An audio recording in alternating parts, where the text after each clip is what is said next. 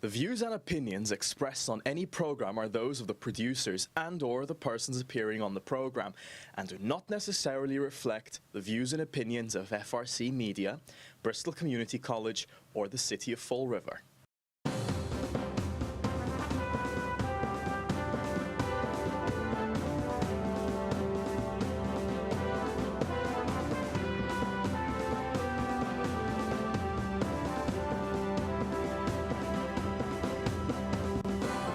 Hello, welcome to Spindle City Straight Talk. I'm Chip. And I'm CJ. And it is Friday in the Riv and inching closer and closer to Election Day. Yep, so, I've gotten many phone calls on our tip line just to say that they support a no vote on the MBTA because of the information we have provided them.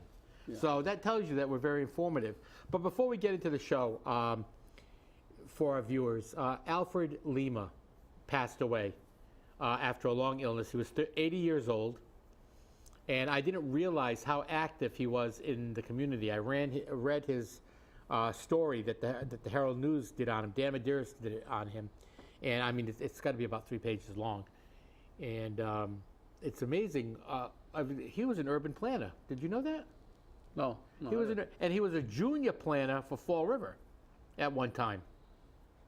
And I'm like, wow. And he never missed a planning department meeting at all, or I should say a planning board meeting, because he held their feet to the fire throughout his life. Even when he wasn't on the planning board here, he held their feet to the fire.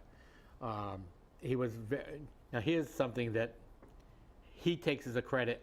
I say it's a detriment. And again, we can disagree. He was on the forefront of bringing the CPA to Fall River. Yeah, as you said, we can have a different opinion on that. And I'm not sure if you really asked him, and obviously, you have to, honor his passing. He did a lot. Whether you agree or disagree, that's not the issue. The issue is at least he was involved. Some people live their life like a houseplant and don't do anything. And if you take a side, people are not going to like you. Some people are going to like you. Some people are going to dislike you. But I think if you really held his feet to the fire, now the CPA on face value sounded good.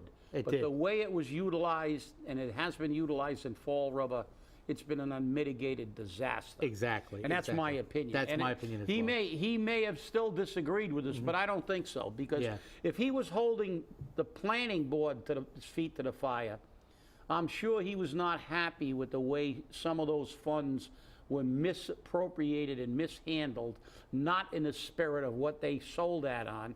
So I think on that particular issue, he may have had a change. Because that doesn't, you see, that's the problem with everything. You can have a plan, you can pass something, but if it is not administered properly, if it's administered for the benefit of just certain groups or certain people, it makes it no good. It's not good. Exactly. The CPA was sold as, we're going to preserve all the houses, and we're going to, our history, our history. That's not what it's been used for. It's been used politically. It's been mishandled. We did the roof of the Bank Street Armory not once but twice. Nobody asked the question of if we gave you money once, why did you have to do it a second time? We're not going to give you money. It's been a political, a politically oriented trough for a very long time. It has been, and that's one of the problems. And in the story that was written about it, Al wanted the CPA for preservation and open space. And now, granted, some of it has been used for open space. We have to admit, some of it has been used for open space. But preservation, I don't think windows is preservation. Yeah. Okay? Especially for politically connected people. Yeah. And then you don't have to prove anything and you get $150,000, $200,000. That's a problem. Now, the CPA board has changed the rules now in how they get the money. They get the money now only after completion of the project, not before. Yeah, how many years down the road was that? Exactly. So, and again, mismanagement, what a surprise. It's like building maintenance. Mm-hmm. Wow, all the buildings in Fall River that we have to replace are falling into disrepair, even though every year we have maintenance budgets and people who are legally responsible for the maintenance of those buildings, and they're not. Right. This is the problem with government. If you want to screw something up, give it to the government. Yep. Because they'll hire 17 people to to screw in that light bulb for you. Well, what was interesting was in the story it says that many people had asked Al Lima to run for office. And I believe that. You've been asked to run for office. I've been asked to run for office. And he said he wouldn't do that because he gets more done by being a gadfly. And he's right. Look how much we get accomplished by being gadflies, you know. And my aunt always tells me, don't run for office because you get more accomplished without being in office. And that's true because we have nobody to answer to. Yeah. And the thing about this guy, he lived a full life. He contributed to the community.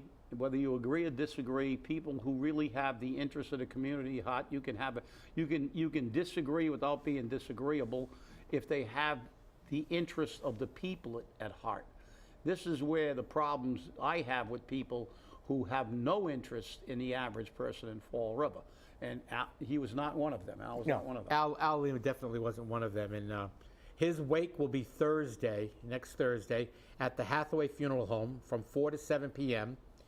And then a funeral mass will be held at Holy Name Parish on Hanover Street.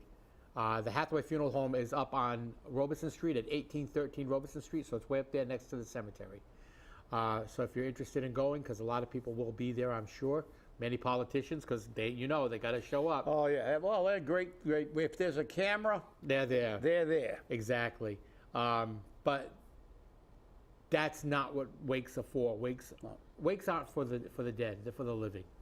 And when you use a funeral wake or a funeral at all to benefit you politically, you're a scumbag. You're a scumbag.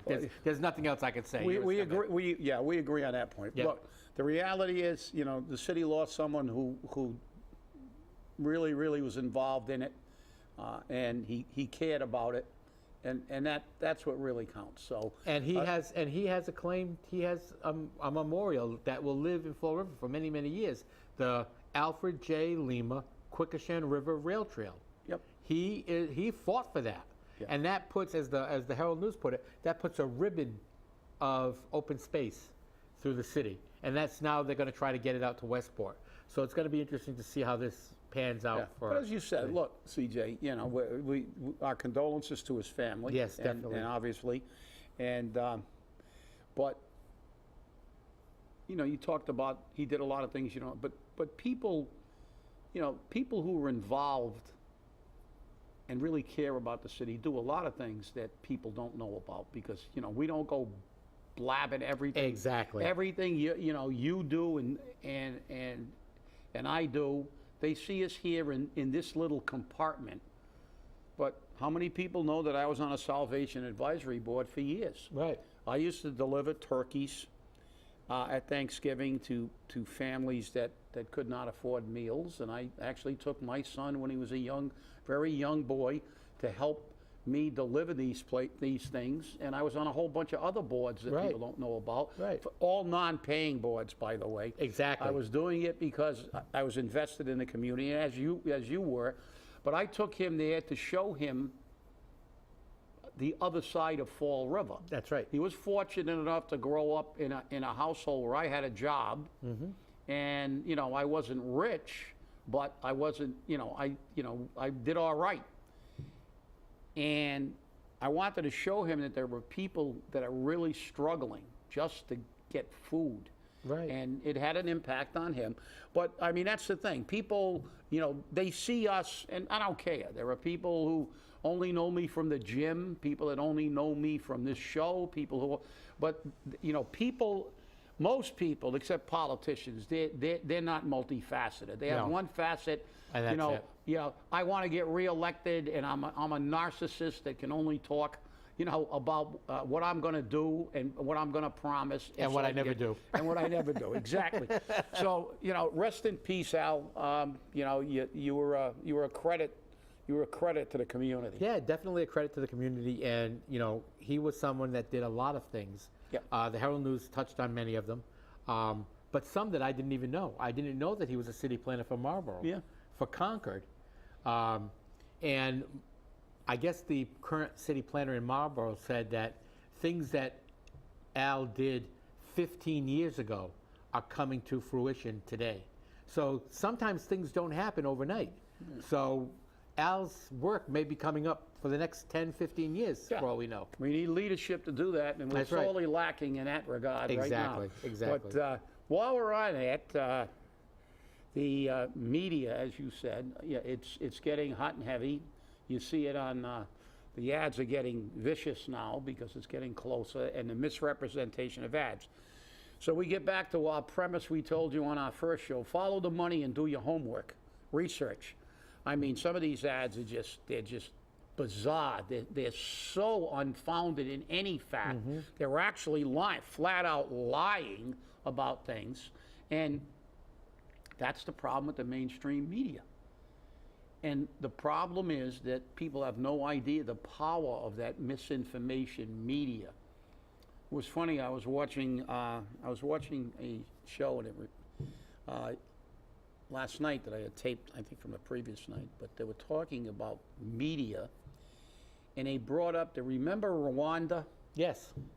The Hutus and the Tutsis. Yep. Well, a lot of people don't realize that was the same. That was that outrageous genocide where people were butchered with machetes and women raped en masse, and nobody did anything about it except say how terrible it was because it was in Africa. That was all started by the media. The Hutus started a radio station and basically blamed everything on the Tutsis. And then it began, like they're doing, does it sound familiar in the United States? Everything is caused by right-wing MAGA people. No matter how many crimes you see that are being caused by left-wing people, you never see it. They can burn down cities, they can kill people, but now they're going to say 5 people died when the only person that died was an unarmed civilian that was a demonstrator on January 6th. But the media has tremendous impact. And it's amazing how history repeats itself, because that's how Hitler gained power. That's right. He controlled the media. Goebbels, take their guns away, control the media, and keep telling a big lie often enough, and they'll believe it. And of Control their information. It was aided by a crisis. They had a financial crisis like happened in Fall River. Right. But and all over the country, because everybody with this information. But the media, this is why I say you got to do your own homework. You don't even have to believe. We never ask you to believe us. If we say something's a fact, normally we have the paper in front of us and tell you where it's from. But don't believe these ads. I mean, just do your research. Look at their platforms. That's why we're going to do the questions. Yep. We're going to go into the questions and look at the questions and give you both sides of the question, because you have to do your homework, because it's all propaganda. Now, I saw that video that was put, I forgot who did it, but 5 questions on the MBTA in 5 minutes. That was blatant propaganda. Right. Blatant propaganda. So if somebody's telling you, I think it might be feasible, this is going to be a wonderful thing, but it has no proof. It's just, don't take my word for it. The check's in the mail.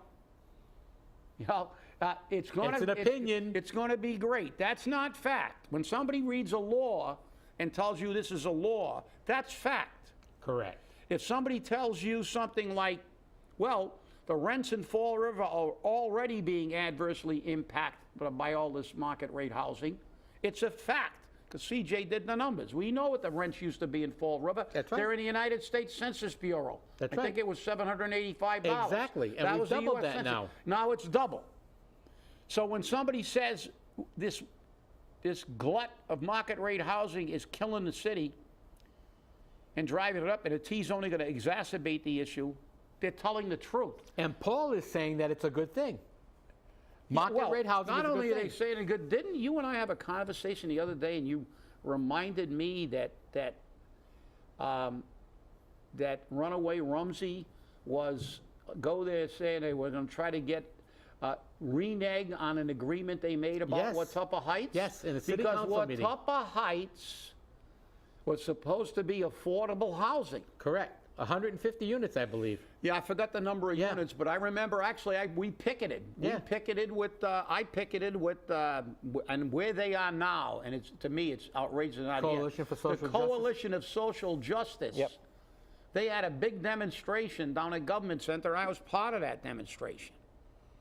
Because when they knocked down Watuppa Heights, they wanted affordable housing even then, all those years ago. And they made an agreement with the state. And now they're complaining because they want to build more market rate housing so they can all get rich. Again, here's a classic example of how anti-affordable housing this administration is.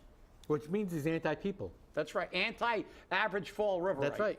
Anti-people. It's very simple, anti-people. And the thing is that Rumsey said that they're going to go to court to seek relief, I believe is how he put it, to seek relief of the agreement that they entered into because the city has already met the requirements of the agreement by producing 100 or 150 units of affordable housing for people. That wasn't affordable housing that they produced. That was public housing. Yeah, that was or Section 8, workforce. Section 8 certificate. Yeah. Okay? That's what that was. And Watuppa Heights was a low-income housing project, okay? Granted, for many, many years it had its problems, okay? For many years it had its problems. And towards the end, you know, the buildings were boarded up, and I'm sure you remember getting called up there for fire after fire. I went to a lot of fires. at Yeah, Watuppa exactly. Heights, so. But that's what happens when you have abandoned buildings, and that's why they close it down. Now it's just a big area surrounded by a fence Yeah. that could be used to make affordable housing. Even if they made single-family units and sold them with deed restrictions to people as affordable homes, okay? Maybe they wouldn't sell them obviously at $400,000. Maybe they sell them at 2. Maybe they sell them at 1. Maybe they sell them with a 1% mortgage rate. Maybe they sell them to veterans. Maybe they sell them to veterans, exactly. Yeah, but therein lies the point. That's the point. That was public housing. That's right. It was eliminated. The agreement wasn't to make more public housing. It was made to make affordable housing. Correct. So we're not replacing public housing with more public housing. There's where their greed and their bias for making money and their privilege shows. They don't care about the average. They're seeking relief. Relief for who? Their rich friends. Not relief for the people in Fall River that can't afford their rent. That's not what they're seeking relief for. They're seeking relief so their rich friends can build more market rate housing. That's what they're looking for relief. And I can tell you what, if they're going to have a public hearing, I'm going to file a complaint. Yeah. If they go to court, I'm going to do what I can to remind the court that this agreement was made, and especially now the unmitigated and blatant arrogance of this administration to go there and say they want to seek relief when this problem has been identified by the gubernatorial candidate as being the biggest problem in the state of Massachusetts. That's right. That affordable housing, not for the poor, but for the average person, is becoming out of reach. Now, when Maura Healey says that, and I heard it with my own ears. This isn't, I think she said it. I was sitting at the Macris conference in Hyannis when she spoke it, and I got witnesses, a whole bunch of witnesses, because there were probably 1,000 people in the room, because we were taking a CEU course. So they knew everybody would be there because you have to get the credits. But you got the governor. You got governors in the other states saying, I'm earmarking $250,000. You got mayors like Mitchell coming up with a plan for affordable housing, and this administration wants to renege on something for affordable housing. That is just unacceptable. I'm sorry. That's just unacceptable. You're absolutely right. But this is what happens at Fall River, because the developers get a hold of a politician, and they pull the strings and they control The them. cabal has controlled this city for decades. Exactly. The same people are getting rich, and if you don't know who they are, do some homework. Yeah, it's not hard to find. It's real easy to see. I'll tell you right now. But you know, Fall River deserves better. We do. And you were talking about Maura Healey. She made the comment that we're on fire, meaning the state, the communities, the municipalities. But he says, but that's how forests grow. Really? This was in defense of the Boston raids, you know, where they were breaking into buildings, burning things, stealing things. That was the defense for it. This shows you how... No, they're convoluted. This shows you how the right-wing nut jobs, okay, justify... The left wing. Not only justify the left wing, but justify things like breaking and entering, looting, you know. Yeah. Well, they can do that. You know, they can do that. It's okay. Yeah. But if somebody from the right side does that, they're going to be in jail for 100 years. Exactly. That's just like Stacey Abrams, the just mind-boggling statement that she made, because somebody was talking about the costs, the inflation and stuff, and she actually said, well, if we have more abortions, that'll help, because then they won't have to worry about basically feeding their kids. Mm-hmm. So I mean, how convoluted does your brain have to be when you think that killing babies and not having children is the way to beat the inflation? That woman belongs in an institution for saying that. And do you see that on the mainstream media? No. Hell no. No. They do not. You don't see those riots either. No. You don't see them burning buildings either. No. But they ad nauseum for January 6th with half of them that were in there belonged in an institution. They're on the spectrum. The guy with the horns walking around. Yeah. Hey, what's going on? I mean, this is the problem. The media shapes a narrative and they sell it to you, and 99% of the time it's BS, because the media is a propaganda arm of the left. That's it. And anybody who thinks otherwise, start doing some homework again. And all you got to do is really look at what they do. I mean, take Fox News and CNN and compare them. They're total polar opposites. Total polar opposites. And which is the truth? Somewhere in the middle is the truth. Yeah. Somewhere in the middle. Yeah. So that's why we say you have to do your own research. Because if you just base everything on what CNN says, you're not getting all the information. If you base it all on what Fox News says, you're not getting all the information. But somewhere in the middle is the truth. And you've got to research that and find it. And that's always the thing. You've got to find the truth. Absolutely. And the other thing is, listen, you talk about media. They had a segment, they showed the segment about bias. They showed that Joy, whatever her name is, there's two or three on MSNBC, basically saying all white people are bad and they're racists. Yet, the reason that they're allowed to burn things down is because this country's a racist country and they deserve to be able to destroy it. See, that's the convoluted logic that they use. It's okay for them to be racist. They're racist against white. Everybody's an individual. That's why Martin Luther King, they probably don't like him, because he said, to me, what was really the way it should be. You should be judged on the content of your character, not the color of your skin. Exactly. In no group, I don't care what group it is. Once you begin to put labels, that's a way to dehumanize people and get people to dislike them. That's what Hitler did with the Jews, with the pictures of the Jews with the long nose and the money bags and stuff like that. That's what happened with the Hutus and the Tutsis in Rwanda. Everywhere you've had genocides, Croatia and Serbia, they always characterize these people as subhuman groups. So it's okay for them to complain about racism, but then be racist. That doesn't That's not true. If you're a racist, you're a racist. And you shouldn't condemn people because they're in a particular group. Judge each individual as an individual. I'm going to take an opposing side here for a second. Okay. Okay? So you're defending racism, right? You're racist. You know why? Yeah, why? Because you won't allow the immigrants to come into this country. That's the narrative right now, correct? That's the narrative. Well, okay. Well, yeah, I'll respond. No, that's not racism. Mm-hmm. That is the law. Everybody who came here, including the Indians, by the way, you and you people love to talk about indigenous people, mm-hmm. but they came over from Asia on the Great Ice Bridge. In case you didn't know it, like I said, study some anthropology. There were no Homo sapiens in North America, at the start. They infiltrated here over the ice bridge.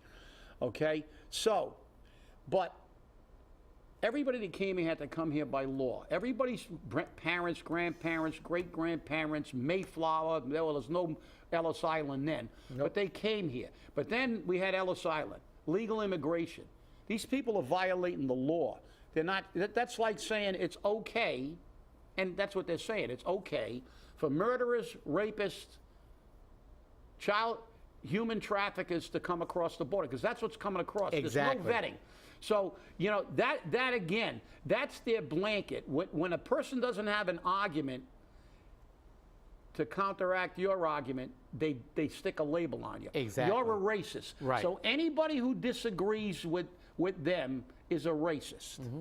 And that's BS. And that's why I wanted to take the opposing side there, because granted, okay, there's a lot of resistance to illegal immigration. A lot. Most of the country is against this illegal immigration. The people, the Mexicans on the border who came here are against it. Exactly. It's like, oh, wait a minute. Right, exactly. And, the thing is that you got people in New York now complaining that they're setting up tents and putting them in. And did you see the inside of the tent? Oh, wait a minute. Last show I talked about the laundry service. Yeah. They also got, I forgot to mention, they have Xboxes. Yes. Xboxes, and they have, you ready for this one? Culturally appropriate meals. Meals, yes. So some veteran or homeless guy that's hooked on a fentanyl that's coming across the border, the open border with the illegals, that's hooked on drugs, is urinating in the street, crapping in the street, doesn't have food, stealing stuff. And we got people who came into this country illegally, and you're going to stop the flow? They're going to show the picture of it. Xboxes, culturally appropriate. I don't even get culturally appropriate food. I got to go buy it. That's right. It's like, give me a break. I mean, this is just insane. And I saw a huge box of phones. A huge box of phones. And they got hardlines, too. Yeah, they exactly. Had an entire bank of hardlines, too. I mean, it's nuts. You and I don't get this. Listen, and I don't get this. Americans don't get this. I know. This is how disturbing this has become. They treat people who violated our laws and are coming in here. They're allowing human trafficking. They found how many people dead in a thing, babies drowning in the Rio Grande River, and they think that's a good thing. Well, guess what? I vehemently disagree. I disagree with that too, and it's a sad state of affairs when Congress can't do something to act on this illegal immigration status. They started screaming about DACA, and they did a little something about that, but again, I believe that was by executive order. But what are we going to do? We have to get down to stopping the illegal activities where they start and creating a way to handle it. And we're not doing that.